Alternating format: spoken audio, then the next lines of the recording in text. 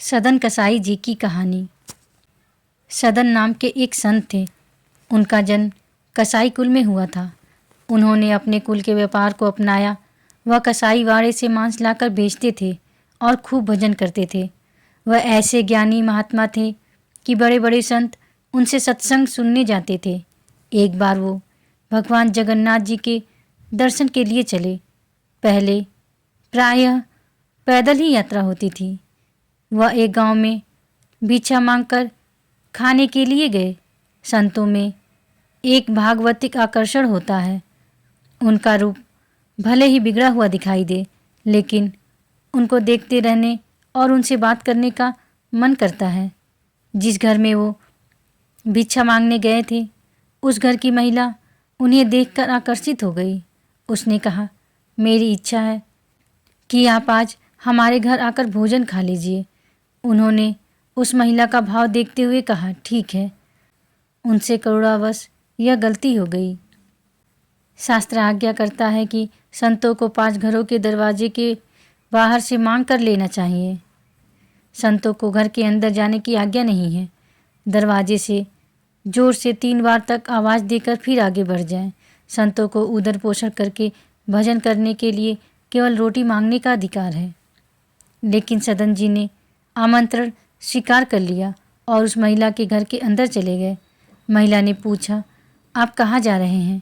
यह जानने पर कि वह जगन्नाथ जी के दर्शन करने जा रहे हैं, उसने कहा, रात्रि होने में थोड़ा ही समय रह गया है। आप कहीं न कहीं तो रुकेंगे ही। आज हमारे घर में ही रुक जाइए। सदन जी के दयालु हृदय की वजह से ये दूसरी गलती हो गई। एक विरक्त सन्यासी संत को कभी गृहस्थों के आसन में शयन नहीं करना चाहिए, क्योंकि उनके आसन में गृहस्थी के परमाणु होते हैं। अगर कभी शयन करने का भाव बने तो घर के बाहर छप्पर में या खुले आंगन में या फिर गांव के किसी मंदिर में सोना चाहिए। यदि अति आवश्यक होता है तो साधु कमंडल में गंगा जल रखते हैं। जल डालकर स्थान पवित्र कर लिया और स्वयं का आसन बिछा के कुछ क्षण के लिए बैठ गए। लेकिन किसी गृहस्थ के यहाँ एक साधु को शयन नहीं करना चाहिए। उस महिला के अंदर काम भाव आ गया। वो रात्रि में उठकर सदन जी के पास गई और उसने अपनी भावना प्रकट की। सदन जी ने उससे कहा, तुम्हारा पति है, तुम ऐसी निष्कृष्ट बात क्यों सोचती हो? उसने सोचा, इनके कहने का मतलब यह है कि अभी तुम्हारा पति जिंदा है, और उसने जाकर अपने पति को मार दिया। कामांध व्यक्ति कुछ भी कर सकता है। उसने इसके बाद जाकर सदन जी को इसके बारे में बताया। वो बोले, अरे यह तो महान अपराध है। तू निकृष्ट स्त्री है, तेरी भावना ऐसी कैसे हो गई? उन्होंने उसे बहुत डांटा। जैसे ही वे बाहर निकलने लगे तो उस महिला ने उन्हें रोका और धमकी दी कि अगर मैंने शोर मचा दिया तो तुम यहाँ से जिंदा नहीं जा पाओगे। सदन जी ने कहा कि मुझे मृत्यु स्वीकार है, लेकिन गलत आचरण स्वीकार नहीं है।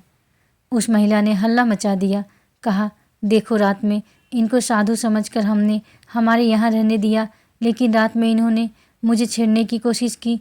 जब मेरे पति ने विरोध किया तो इन्होंने मेरे पति की हत्या कर दी और मुझे छेड़ने के लिए तैयार हो गए। वो तो मैंने हल्ला मचा दिया और आप लोग आ गए, नहीं तो जाने ये मेरे साथ क्या करते। गांव के लोगों ने उनकी पिटाई की और उन्हें बांध दिया और अगली सुबह उन्हें राजा के पास ले गए। सदन जी मुस्कुरा रहे थे, सोच रहे थे, जगन्नाथ जी, आपने बड़ी ही सुंदर लीला की है।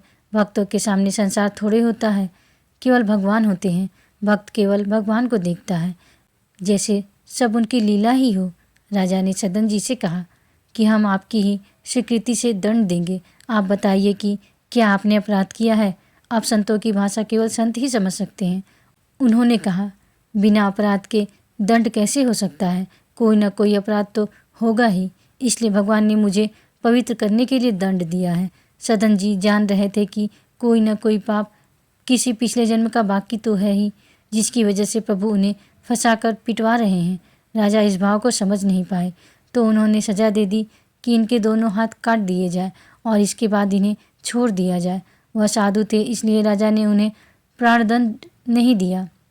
सदन जी की सजा मिलने के पश्चात सीधे जगन्नाथ जी के सामने गए।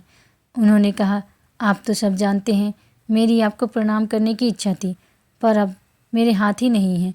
जैसे ही उन्होंने दोनों हाथ जोड़ने के लिए प्रयास किया तो उनके 2 नए हाथ निकल आए। उनको जो मार पड़ी थी उसके चिन्ह गायब हो गए और उनका शरीर एकदम हिष्ट-पुष्ट, स्वस्थ और तेजस्वी हो गया। सदन जी ने दोनों हाथ जोड़े और जगन्नाथ जी के सामने साष्टांग लेट गए। भगवान प्रकट हुए और कहा, तुम्हें मुझ पर गुस्सा नहीं आया कि बिना किसी गलती के मैंने तुम्हारे ऊपर आरोप लगवाया और दंड भी दिलवाया? सदन जी ने ठाकुर जी से कहा, प्रभु आपकी हर चेष्टा में मुझे आपका प्यार ही दिखाई देता है। राधे राधे।